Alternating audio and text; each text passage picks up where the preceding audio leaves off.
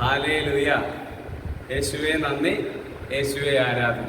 എൻ്റെ പ്രിയപ്പെട്ട സഹോദരങ്ങളെ, ആത്മാവിൻ്റെ ദൂത് എന്ന ശുശ്രൂഷയിലേക്ക് യേശുവിൻ്റെ നാമത്തിൽ നിങ്ങളെല്ലാവരെയും ഞാൻ സ്നേഹപൂർവ്വം സ്വാഗതം ചെയ്യുന്നു. ഇന്ന് നമ്മളൊരു സ്വർഗസ്നാപിതാവിൻ്റെ പ്രാർത്ഥന ചൊല്ലി കാഴ്ചവെക്കുന്നത്, വളരെ നാളുകളായിട്ട് ചില കിടപ്പ് രോഗികൾ അവരുടെ ശരീരത്തിൽ അവർക്ക് ആരോഗ്യമില്ല, കിടന്ന കിടപ്പിൽ അങ്ങനെ കിടക്കുകയാണ്. അപ്പോൾ അവരുടെ സൗഖ്യത്തിന് വേണ്ടിയിട്ട് നമുക്കൊന്ന് പ്രാർത്ഥിക്കാം.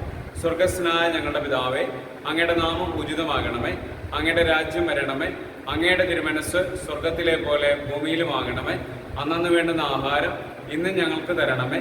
ഞങ്ങളോട് തെറ്റ് ചെയ്യുന്നവരോട് ഞങ്ങൾ ക്ഷമിക്കുന്ന പോലെ ഞങ്ങളുടെ തെറ്റുകൾ ഞങ്ങളോടും ക്ഷമിക്കണമേ. ഞങ്ങളെ പ്രലോഭനങ്ങൾ ഉൾപ്പെടുത്തരുതേ, തിന്മേന്ന് ഞങ്ങളെ രക്ഷിച്ചുകൊള്ളണമേ. ഹല്ലേലൂയ. യേശുവേ നന്ദി, യേശുവേ ആരാധന. ഇന്ന് നമ്മൾ ഈ വീഡിയോ എടുക്കുന്നത് പരിശുദ്ധ അമ്മയുടെയും വിശുദ്ധ പാട്രിക്കിൻ്റെയും സ്വർഗീയമായ സാന്നിധ്യത്തിൽ നിന്നുകൊണ്ടാണ് നമ്മൾ എടുക്കുന്നത്. ഇന്ന് നമ്മൾ ധ്യാനിക്കുന്ന വചനഭാഗം സക്രിയ പ്രവാചകന്റെ പുസ്തകം 9-ാം അധ്യായം 8-ാം തിരുവചനം. ആരും കയറിയിറങ്ങി നടക്കാതിരിക്കാൻ ഞാൻ എൻ്റെ ഭവനത്തിനു ചുറ്റും പാളയമടിച്ച് കാവൽ നിൽക്കും. ഒരു മർദ്ദകനും ഇനി അവരെ കീഴടക്കില്ല. എൻ്റെ കണ്ണ് അവരുടെ മേലുണ്ട്. ഹല്ലേലൂയ. വചനം പറയാണ്, ആരും കയറിയിറങ്ങി നടക്കാതിരിക്കാൻ ഞാൻ എൻ്റെ ഭവനത്തിനു ചുറ്റും പാളയമടിച്ച് കാവൽ നിൽക്കും.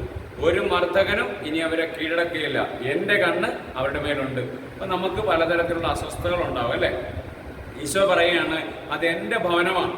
ഒരു വിശ്വാസി ഒരു കുടുംബജീവിതം, ഒരു സ്നേഹത്തിൽ, ഐക്യത്തിൽ, വിശ്വാസത്തിൽ, പ്രാർത്ഥനയിൽ, ദൈവഭയത്തിൽ ജീവിക്കുന്ന ഒരു വ്യക്തിയെക്കുറിച്ച് ദൈവത്തിൻ്റെ ഭവനം പറയണം, അത് എൻ്റെ ഭവനമാണ്. ആ ഭവനത്തിൽ ഒരു തിന്മയും കടന്നു വരാൻ ഞാൻ അനുവദിക്കത്തില്ല. ഏതെങ്കിലും തരത്തിലുള്ള തിന്മയുടെ സ്വാധീനങ്ങൾ കടന്നു വരുന്നുണ്ടെങ്കിൽ ആ തിന്മയുടെ കെട്ടുകളെല്ലാം അഴിയട്ടെ എന്ന് പ്രാർത്ഥിക്കുന്നു. ഒരു നിമിഷം ഏതെങ്കിലും പ്രയാസമുണ്ടെങ്കിൽ ആ മക്കളെയൊക്കെ ഞാൻ കരങ്ങളിലേക്ക്, ഈശോയുടെ കരങ്ങളിലേക്ക് ഞാൻ സമർപ്പിച്ചുകൊണ്ട് അവിടെ എല്ലാ തിന്മകളിലും നമുക്ക് മോചനം നൽകണമേ എന്ന് പ്രാർത്ഥിച്ചുകൊണ്ട് നിത്യപിതാവും പുത്രനും പരിശുദ്ധാത്മാവിൻ്റെ നാമത്തിൽ ആമേൻ.